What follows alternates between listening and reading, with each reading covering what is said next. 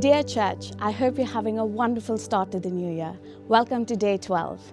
As we move into a new season and look together at 2026, here's a thought worth sitting with for a moment.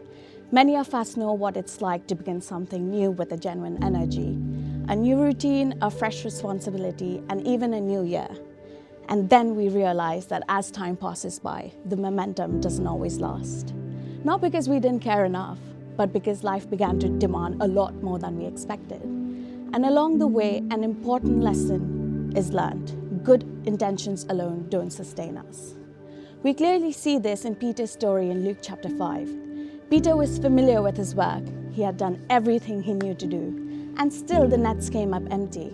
When Jesus asked him to try again, Peter obeyed, and Jesus stepped into the boat with him.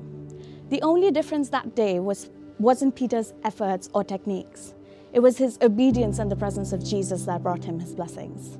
Peter wasn't sent out to figure things out on his own. Jesus went with him into the very place that he had already grown tired.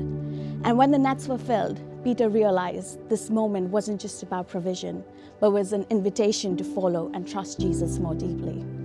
That same pattern continues in Acts chapter 1, verse 8. Before the disciples were sent out into the world, Jesus said, "But you will receive power when the Holy Spirit comes on you, and you will be my witnesses, telling people about me everywhere." He promised them power of the Holy Spirit, not so they could push harder into the world, but that they wouldn't carry the weight of it alone, and they would not be fearful. This reminds us of something really deeply reassuring. God works to human weaknesses. We get tired, we feel stretched, life pulls us in many directions, work, family, responsibilities, expectations. Some days we feel strong, other days we struggle to even find the strength. This isn't failure, it's humanity. And it's exactly why we need the Lord and the Holy Spirit, not just in our big moments, but in the ordinary days of our lives, to guide us, steady us, and keep us aligned. So as a church, our calling is very simple yet very powerful: to reach, connect, and empower.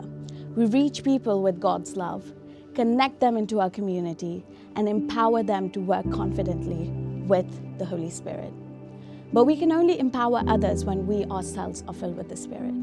So this year, God is inviting us to step forward and go out into the world to spread His word, not relying on our own strength, but being empowered by His Spirit. So as we move into 2026, let this be a year where we draw daily from God's presence, because when God goes with us, ordinary people like us become instruments of hope and strength. So reach out to a friend, pray for someone new, bring someone new into the God's house. Spend time in fellowship, because church, it's time to power up.